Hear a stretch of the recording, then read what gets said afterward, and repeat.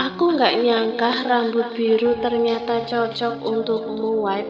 Terima kasih, aku terharu dengan pujianmu. White tahu, pujian Ervan yang ditujukan padanya itu terkesan setengah meledek. Ia berdecak lidah, namun tak urung ia tuangkan white wine ke dalam gelas Nico dan Ervan. Titanium atau nama dari klub tersebut seakan tak pernah mati setiap malamnya. Hingar-bingar musik dan gelak tawa para pengunjung sudah jadi santapan sehari-hari pria bernama White itu. Dan melayani Nico, juga Ervan, sudah menjadi rutinitasnya. Sepertinya rambut putih lebih cocok, sesuai dengan namamu. Kecuali kalau mau ganti nama jadi Blue, ejek Nico sambil menggoyang-goyangkan gelas di tangan.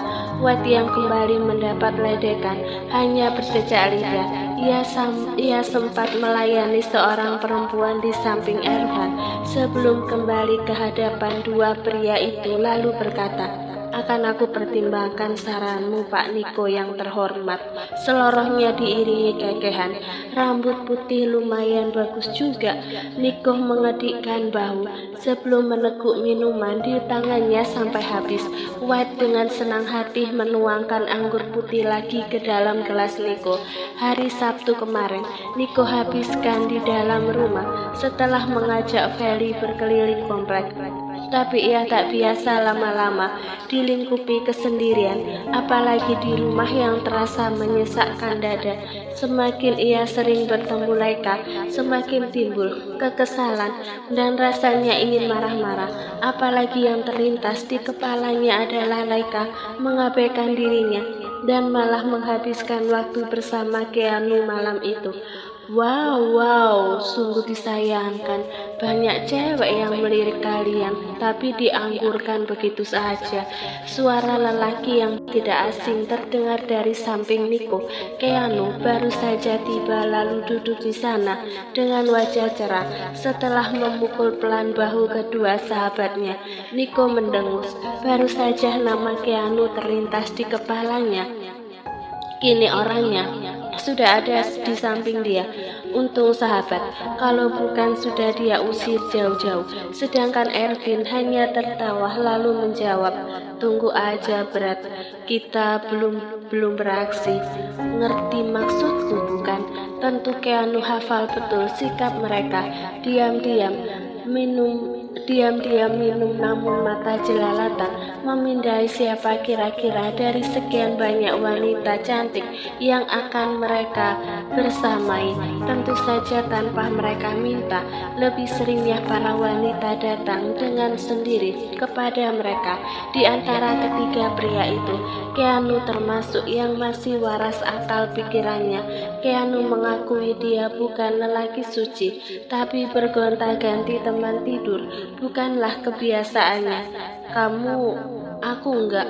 Nico segera meralat ucapan Ervin. "Apa maksudmu, bro?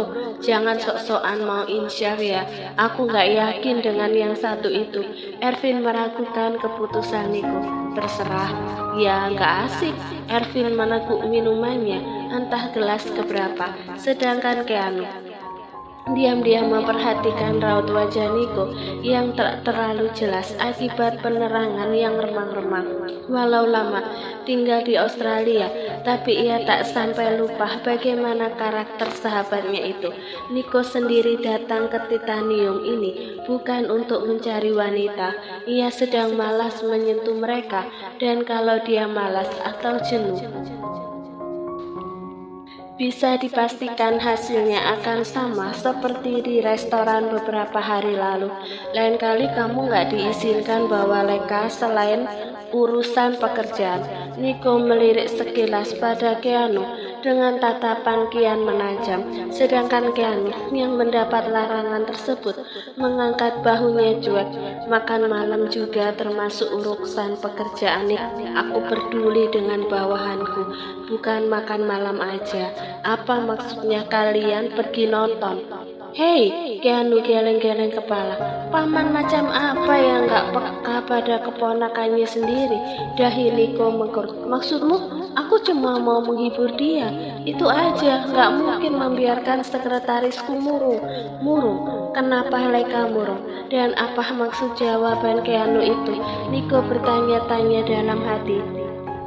Tapi ia enggan menyuarakannya demi harga dirinya sebagai paman di mata Keanu. Masa sebagai paman ia tak tahu apa-apa? Menggosok botol wine sudah jadi kebiasaan White. Selain mengantarkan pesanan ke meja para pengunjung, ia asik mendengarkan percakapan tiga pria di hadapannya yang lebih senang duduk di bar stool dengan meja panjang ketimbang di ruangan VIP. Kecuali jika mereka datang bersama wanita, maka akan langsung menuju ke tempat VIP tersebut. Sedangkan Ervin yang tak mengerti arah pembicaraan Niko dan Keanu akhirnya paham saat Keanu menyebut Leika adalah sekretarisnya. Terang saja ia tak terima karena baru mengetahuinya hari ini. Hei Nu, kamu berani-beraninya curi start mepet-mepet Leika. Curang itu namanya, seru Ervin setengah mabuk. Keberuntungan lebih berpihak pada aku, Vin. Kamu masih apes. Sialan, umpat Ervin setengah bercanda. Ia lantas beralih melirik Niko. Bro, bilang ke Leika ada salam dari om yang gantengnya gak kira-kira ini. Sayangnya dia sudah lupa sama kamu, Nu, sahut Niko enteng dan sok tahu. No, dia gak mungkin lupa. Di antara kita, aku adalah om kesayangan dia. Ingat gak siapa yang kasih dia permen dan coklat waktu dia nangis dikerjai teman-temannya? Niko hanya mendengus dan membiarkan Keanu yang menjawab ocehan Ervin. Niko tahu Ervin sudah menganggap Leika keponakan, bahkan sebagai adiknya sendiri. Tapi berbeda dengan Keanu. Sejak dulu Keanu yang paling sulit ditebak perasaannya. Dia bisa menyembunyikan keseriusan di balik candaan. Begitupun sebaliknya. Bisa aku ketemu dengan yang namanya Leika itu? White sudah tak tahan ingin bersuara. Ia heran dengan ketiga pria itu yang memperdebatkan wanita bernama Leika sejak tadi. Jangan, kamu gak akan kuat, White. Serga Ervin cepat-cepat. Niko dan Keanu menatap dengan tatapan penuh tanya ke arah Ervin. Gak kuat gimana, Bang? Tanya White. Ervin mengelum senyum jahil. Gak akan kuat untuk gak jatuh cinta dengan dia. Dulu aja dia cantik banget, sekarang pasti lebih-lebih. Niko menghentakkan gelasnya di atas meja. Gak di rumah, gak di Titanium, bahasanya gak jauh-jauh dari Leika. Dan Niko tidak suka itu. Dia mendengus, lalu memutuskan pergi dari hadapan mereka. Mau kemana, bro? Seru Keanu sengaja meninggikan suaranya yang teredam musik. Niko hanya menjawab dengan gerakan tangan bahwa ia akan pulang sembari terus berjalan meninggalkan mereka. Niko setengah mabuk, akan tetapi ia masih sanggup mengemudikan mobil sendiri ke rumah. Kakinya menekan pedal gas dalam-dalam, membelah jalanan kota di malam hari yang masih saja terlihat ramai. 30 menit kemudian, mobil terhenti di halaman rumah. Niko bergegas masuk sambil menenteng jaket kulitnya.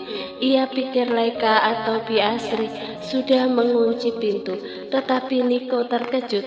Ternyata tak terkunci saat ia mendorongnya. Ruang tamu yang gelap adalah pemandangan pertama yang Niko dapati. Siapa pula yang masih melek di jam 1 malam begini? Leika dan Feli terbiasa tidur sebelum pukul 10. Niko yang hendak menaiki tangga seketika menghentikan langkahnya saat mendapati ruangan yang biasa dipakai untuk bersantai masih menyala terang. Padahal biasanya seluruh ruangan di lantai bawah dimatikan jika malam hari. Penasaran, Niko terpaksa menyeret langkah untuk memastikan jika tidak ada orang maka akan ia matikan lampunya. Langkah Niko terhenti. Ia terpaku pada Leika yang tengah tertidur di atas sofa. Sebuah buku tebal terbuka dan menutupi wajahnya. Niko yakin Leika ketiduran saat membaca buku tersebut. Seperti ada dorongan dalam diri Niko untuk mendekat pada perempuan itu. Ia berdiri, memperhatikan keponakannya dari ujung kepala sampai kaki. Harusnya Niko tak melakukan itu. Ia terpaksa menelan ludah saat tatapannya tertuju pada kaki yang berbalut celana di atas lutut. Posisinya yang membuat Niko kegerahan. Padahal di klub tadi ia tak begini, meski banyak cewek-cewek berpakaian lebih cantik dari Leika sekarang. Sebelah tangan perempuan itu tersimpan di atas buku yang menutupi muka, sementara tangan yang lain melingkari perut. Tercetak begitu jelas, dan hal itu berbahaya bagi diri Niko yang tak pernah kekurangan wanita sebelumnya. Buru-buru Niko berbalik dan berjalan cepat meninggalkan ruangan tersebut. Tapi tak lama, langkahnya kembali terhenti lalu memutar tubuh 180 derajat menghampiri Leika lagi. Perlahan-lahan Niko menyingkirkan buku dari wajah Leika. Tenang saja, dia melakukannya karena tidak ingin Leika mati kehabisan nafas akibat hidung dan mulutnya tertindih buku. Setelah meletakkan buku tersebut di atas meja, Niko sempat termenung memandangi wajah Leika yang terlihat damai. Deru nafasnya teratur, membuat Niko ingin tahu apakah perempuan itu sedang bermimpi atau tidak. Namun tak lama kemudian Niko meninggalkan Leika lagi. Setidaknya perempuan itu sudah bebas bernafas sekarang. Niko menaiki undakan tangga. Semilir udara dari AC terasa menerpa kulit lengannya dan leher yang tak berbalut kain. Detik itu juga langkahnya terhenti. Suhu AC di ruang santai tadi sangat rendah dan ia ingat Leika hanya memakai piyama pendek. Akhirnya Niko menuruni tangga dan kembali ke hadapan Leika. Setelah memantapkan hati, tubuh Niko merunduk, menjulurkan kedua tangan ke bawah tubuh keponakannya. Dalam sekali hentakan, Leika berhasil ia bopong, lantas ia bawa ke dalam kamar perempuan itu. Dengan hati-hati Niko menurunkan Leika di ranjang. Lantas ditariknya selimut sampai menutupi. Sekali lagi Niko meyakinkan diri bahwa ia melakukannya untuk keponakan dia yang ia jaga sejak remaja. Entah berapa lama Niko duduk merenung di pinggir ranjang sambil memperhatikan muka Leika. Secara refleks tubuhnya merunduk, menempelkan bibir di kening Leika dengan lembut dan cukup lama. Selama itu pula Niko menahan nafasnya. Sebuah kecupan sebagai tanda sayang dari paman untuk keponakannya. Tentu tidak salah, bukan? Setidaknya itulah yang Niko yakini. Ya, perempuan ini adalah keponakannya. Pagi ini Niko keluar kamar dengan penampilan rapi, tetapi tak menemukan Leika dan Feli di meja makan. Biasanya ia yang selalu telat untuk sarapan. Niko pikir saat ini kedua perempuan itu masih berada di dalam kamar dan masih bersiap-siap. Dan anehnya hanya ada satu piring berisi sandwich di atas meja. Dahi Niko mengkerut, tapi enggan untuk bertanya pada Bi Asri yang entah ada di mana saat ini. Niko melahap sarapannya sambil sesekali mengecek penunjuk waktu di tangan kirinya. Tak jarang ia juga menajamkan telinga. Barangkali saja ia akan menangkap suara berisik dari kamar keponakannya. Akan tetapi ia tak mendengar apapun. Gelak tawa atau sekedar ocehan yang teredam pun sama sekali tak ia dengar. Kemana sih?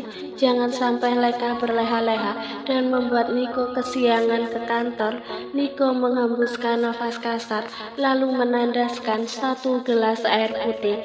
Beranjak dari meja makan, Niko menyeret langkahnya ke kamar Leka. Didorongnya pintu berwarna putih itu saat berkali-kali ia ketuk, namun tak ada jawaban. Leka, suara Niko menggema di dalam kamar tersebut, namun tak ada tanda-tanda perempuan itu akan menjawab. Niko tak menemukan Leka di sana, lantas masuk ke kamar Feli. Di sana pun hening dan hanya hembusan AC yang terdengar. Ranjangnya pun sudah terlihat rapi. Biasri, teriak Niko dengan suara menggelegar. Suaranya sampai terdengar ke laundry room yang ada di lantai bawah. Di sana jantung Biasri berdetak cepat mendengar Niko memanggil namanya. Cepat-cepat wanita itu meletakkan cucian kotor yang mau ia masukkan ke dalam mesin cuci di atas lantai. Kemudian lari tergopoh-gopoh menghampiri sang majikan. Ada apa, Pak? Tanyanya mulai waspada dari air muka Niko. Biasri bisa menebak mood lelaki itu sudah ambyar, berantakan bahkan berceceran kemana-mana. Leka sama Feli kemana? Kok nggak ada? Tanya Niko dengan suara bariton yang terdengar cantik, namun berubah menakutkan di saat seperti ini. Biasri sampai tak berani menatap mata lelaki itu. Non Leka dan Non Feli sudah berangkat, Pak. Apa? Kok nggak kasih tahu? Kok nggak kasih tahu atau nungguin saya? Mana aku tahu. Biasri ingin sekali menjawab seperti itu, tapi ia sadar akan posisinya hanyalah seorang pembantu di rumah ini. Ia sudah memprediksi hal ini pasti terjadi saat Leka pamit padanya pagi-pagi sekali. Makanya Biasri tak berani muncul di ruang makan dan memilih masuk ke laundry room. Tapi sayang sekali, nasibnya harus kena semburan Niko saat lelaki itu memanggilnya. Tadi Non Leka cuma bilang ada rapat pagi-pagi, Pak. Rapat pagi? Emang sepagi apa sih rapatnya? Ia saja yang tukang rapat tidak pernah sepagi itu. Niko mendengus selalu menyambar tasnya dari sofa. Sandwichnya baru termakan seperempat dan ia enggan untuk melanjutkan. Moodnya kadung anjlok gara-gara Leka yang tak pamit padanya atau menunggunya. Emosinya itu terbawa sampai ia sampai di kantor. Citra harus mengalami sport jantung lagi kala Niko datang dengan raut muram. Citra, coba kamu cari tahu di Departemen Keuangan. Apa benar sedang ada rapat? Titah Niko sebelum pria itu akhirnya melengos masuk ke dalam ruangannya. Citra bahkan tak sempat untuk menjawab karena ia bersuara pun rasanya percuma. Niko tak akan mendengar, apalagi pintu ruangan presidir itu tertutup dalam sekejap. Tak ingin membuat masalah lantaran kerjanya yang lamban, Citra segera menghubungi Departemen Keuangan. Memang benar di sana akan melaksanakan rapat pukul 8. Buru-buru Citra menyampaikan hal tersebut pada Niko. Kalau rapatnya jam 8, kenapa harus berangkat pagi-pagi dia? Gumam Niko sambil menempelkan ponsel di telinga. Masih ada waktu 10 menit untuk mengobrol dengan Leka. Niko butuh penjelasan kenapa wanita itu meninggalkannya. Akan tetapi panggilannya sama sekali tak diangkat. Saat siang hari, Niko menghentikan pekerjaannya untuk sementara waktu. Ia menyempatkan diri ke sekolah Feli untuk menjemput anak itu. Niko masuk ke area sekolah, tapi ia tak menemukan Feli di mana-mana. Loh, Felicia sudah dijemput. Dijemput, Pak, baru 10 menit yang lalu, tutur seorang guru wanita dengan ramah. Beliau adalah guru kelasnya Feli. Niko lantas mengerutkan dahi. Dijemput? Siapa yang menjemputnya, Bu? Mamanya Feli, Pak, berdua dengan lelaki, tapi saya kurang tahu beliau siapa. Jawaban guru tersebut berhasil membuat Niko kesal, tapi tak ia tunjukkan di hadapan wanita itu. Keanu, Nico sudah bisa menebak lelaki itu pasti Keanu. Nico kembali ke dalam mobil. Ia kembali menelpon Leika dan Keanu berkali-kali, tapi tak ada jawaban sama sekali. Punya dendam apa dua orang itu padanya? Sampai di saat butuh pun mereka tak mau mengangkat panggilan. Pada akhirnya Citra lah yang Nico telepon, lantas berkata saat panggilannya terangkat, "Citra, cepat cari tahu di mana Keanu sekarang." Dengan lugas Citra menjawab, "Siap, Pak. Bekerja dengan Nico apapun harus serba cepat dan akurat." Citra sudah merasakan hal itu dari 3 tahun yang lalu. Sementara itu di sisi lain, Feli terus memperhatikan Keanu yang tengah berbincang dengan staf di kafe miliknya. Ini kali pertama Feli bertemu dengan lelaki lain dalam hidup sang ibu, dan ia perlu adaptasi untuk itu. "Pak Keanu itu baik kok. Feli mau ngobrol sama beliau kan?" Leika mengusap kepala putrinya lembut. Anak itu pun mengangguk ragu. Di mobil tadi Leika sempat melihat raut kekecewaan di muka Feli saat Leika mengenalkan Keanu sebagai rekan kerjanya.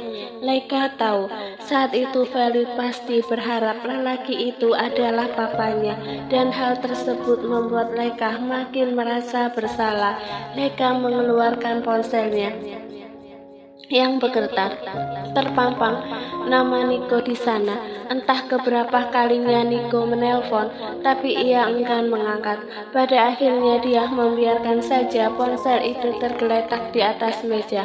Leika ingat, tadi pagi dia sengaja pergi lebih dulu dari Nico, dan kemungkinan pagi-pagi selanjutnya pun akan seperti itu. Ia sudah bertekad tidak akan bergantung pada Nico. Leika berencana untuk mundur perlahan agar bisa keluar dari hidup pamannya. Ia akan membuktikan hidup sendiri tanpa penjagaan pun tak masalah dan aman-aman saja. "Hai cantik, suka marshmallow?" tanya Keanu pada Feli diiringi senyuman. Ia duduk di samping anak itu. Feli mengangguk jujur. Keanu tersenyum makin lebar. Lantas memanggil stafnya dan menyuruh membawakan marshmallow yang ada di daftar menu kafe tersebut. Keanu sudah dengar cerita tentang Feli saat mereka mengobrol di kantor kemarin. Leika menceritakan dengan jujur siapa anak itu, minus fakta bahwa Nico adalah ayahnya. Lalu Keanu memutuskan untuk menemani Leika menjemput Feli. Meski awalnya Leika menolak mentah-mentah, tapi bukan Keanu namanya kalau ia menyerah pada orang lain. Dan disinilah mereka sekarang menghabiskan waktu istirahat makan siang di salah satu cabang kafe Keanu di Jakarta Pusat. Lelaki itu memandangi Feli dengan seksama, lantas tersenyum mengetahui fakta bahwa Leika punya anak sejak ini. Keanu sendiri tak menduga bahwa gadis kecil seperti Leika akan cepat memiliki anak juga. "Nama lengkap kamu siapa, Vel?" tanya Keanu mencoba mendekati anak itu. "Felicia Geneva Mahatama, Om." Feli menyahut tanpa ragu. "Wow, nama yang cantik, secantik orangnya." Keanu tertawa kecil dan ia lihat Feli tersipu-sipu di depan mereka. Leika ikutan tersenyum sambil menempelkan telapak tangan di cangkir hangat berisi matcha latte. Seorang pelayan datang dengan membawa marshmallow pesanan Feli, lantas pergi lagi secepat mungkin dari hadapan bosnya. Jadi ini kafenya Keanu. Leika belum benar-benar memperhatikan interior yang bergaya rustik itu. Ia mengedarkan pandangan dengan penuh kekaguman. "Gimana kafeku? Good, orang-orang akan mendapat kesan hangat saat masuk ke sini." Keanu tersenyum. Pandangannya tertuju pada Leika yang terlihat menggemaskan saat matanya mengedar ke seluruh ruangan. Ada getar asing saat Keanu menatap perempuan itu lebih dari 5 detik. Perasaannya sangat lain dengan hari-hari sebelumnya. Sementara itu di halaman parkiran kafe tersebut, kaki berpantofel mewah melangkah lebar-lebar menuju pintu masuk. Bunyi lonceng terdengar saat tangan kekarnya mendorong pintu kaca tersebut. Mata Hazelnya memindai seluruh ruangan dan berhenti tepat pada satu meja. Ia mengepalkan tangannya. Ia lihat Laika dan Feli. Juga Keanu tampak seperti keluarga kecil yang bahagia. Laika bahkan tertawa lebar, sesuatu yang tidak ia dapatkan dari perempuan itu. Cepat-cepat Nico berjalan, menghampiri meja tersebut.